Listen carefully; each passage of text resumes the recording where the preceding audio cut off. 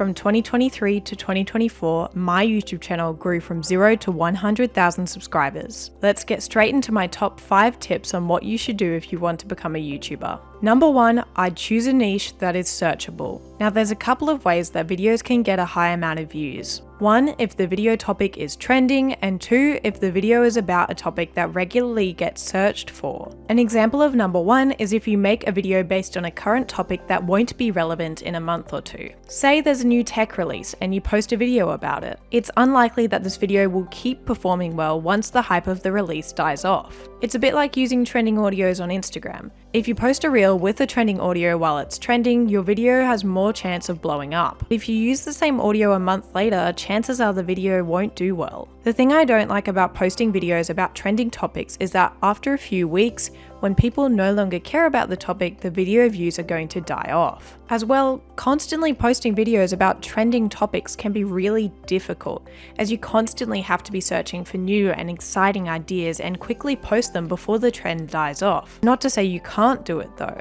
I just wouldn't recommend it as a strategy for quick and long-term growth. Number 2 is based on how searchable a video is. On my 1 Cent Crochet YouTube channel, my views almost always come from people searching up the topic on YouTube. This means that views over a longer period of time are more consistent and usually don't have a point where they drop off. People are always wondering how to crochet certain animals and will search for this. So my higher performing videos are usually more popular animals that people regularly search for. This video itself is about a topic that is searchable, so of course I'm happily following my own advice, and you should too. Of course, there is always a downside to this, and that's when you post a video that you think people are going to search for and then they don't. But this means that you haven't taken the time necessary to research, which leads us on to our next point. So at this point, you may have an idea of what sort of searchable content you want to post. So it's time to have a search on YouTube to see if similar content is high performing. Let's say I want to make a video about how to sew a dress. If we search that up, then we'll see plenty of videos that have hundreds and thousands of views on how to sew a dress.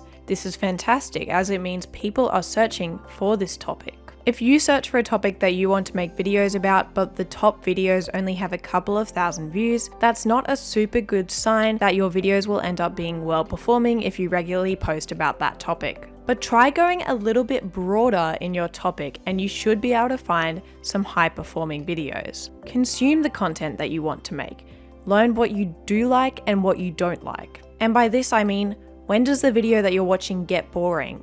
And why? What made you click on the video in the first place? Learn the mistakes of what other people do and avoid them, but also learn what other people do right and why their videos are high performing. This will help you develop a clearer concept of what you want your own content to look like. Now you have proof that the type of videos you want to make can be high performing, but how are you going to stand out and set yourself apart from the huge amount of already high performing videos? Well, here's where it's time to see what extra knowledge you might have in this area that could help you. If you want to make sewing videos, maybe you could specialize in sewing dresses that are for Gen Z. They're more trendy and appeal to the age group of 12 to 30. Perhaps there's a particular design of collar that you know is doing well in store or online, but you haven't seen anyone make a tutorial for it yet. This is where you can set yourself apart from everyone else by sharing knowledge that isn't as easily accessible as the basic sewing knowledge. When I started making crochet tutorials, at the time there was maybe only 2 or 3 other big channels who were making crochet amigurumi tutorials. This meant that there was a huge gap in the market for specifically crochet plushie tutorials,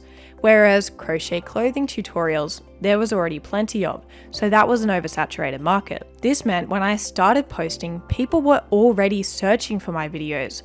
They just hadn't existed in the past. This is probably the main way I was able to receive so many views on my YouTube videos in the first few months. I guarantee that you can find something about you or something that you know that will set yourself apart from other creators. Everyone is different, and even if you have to take a few days to try and figure out what's going to set you apart, it will be worth it and you will find it. For example, one thing that sets me apart from other YouTubers is that I have a Bachelor of Film and Television. This allows me to create higher quality videos with stronger editing without putting as much effort in. So have a think about what's that one thing that's going to set you apart from the crowd. Another thing that is super important for making your videos stand out is your thumbnails and titles. If you don't know what your title is going to be before you start filming, then you need to sit down and have a good think.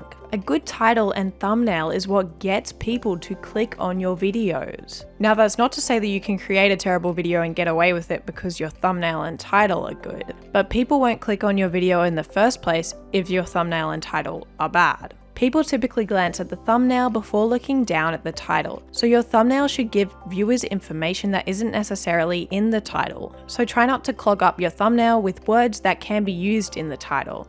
I typically have an absolute maximum of 5 words in my thumbnails, but using pictures and minimal wording is definitely the best way to gain a viewer's attention. If you want to see an example of good title and thumbnail combinations, then I've linked my free PDF below.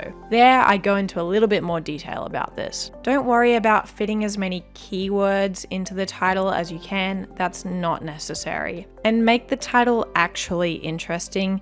People are pretty unlikely to click on my favorite morning routine. Instead, give them some value. Try my science-backed morning routine, or try something controversial like why having a morning routine doesn't matter. This will leave the viewer asking, why Penny? Why does having a morning routine not matter when everyone else says it does? Try to improve your thumbnails and titles with each upload.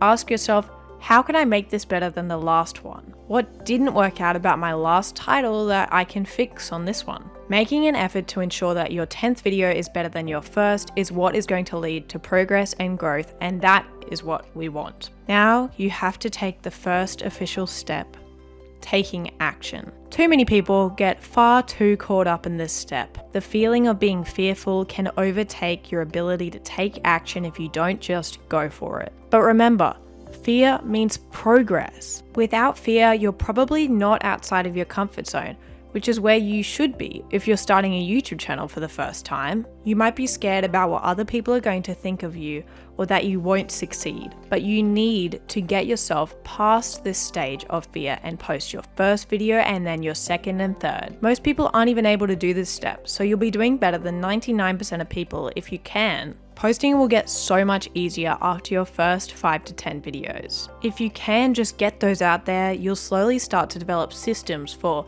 filming and editing and uploading, and these systems will make things a lot easier for you. And to be honest, you can always get rid of your earlier videos later on if they suck that much. Everyone's first videos are not great, but I never deleted my first tutorials on my other channel. They show that I've made progress, and the first video I ever posted is actually within my top most viewed videos on that channel. What if that happens to you? You'll never know if you don't start. Just start posting. If you follow these steps, I guarantee you'll be on the right track to grow your channel from 0 to 100,000 subscribers. Please make sure to like and subscribe to my channel if you want to keep receiving advice on how to run your YouTube channel. Good luck on your creator journey. See you next week.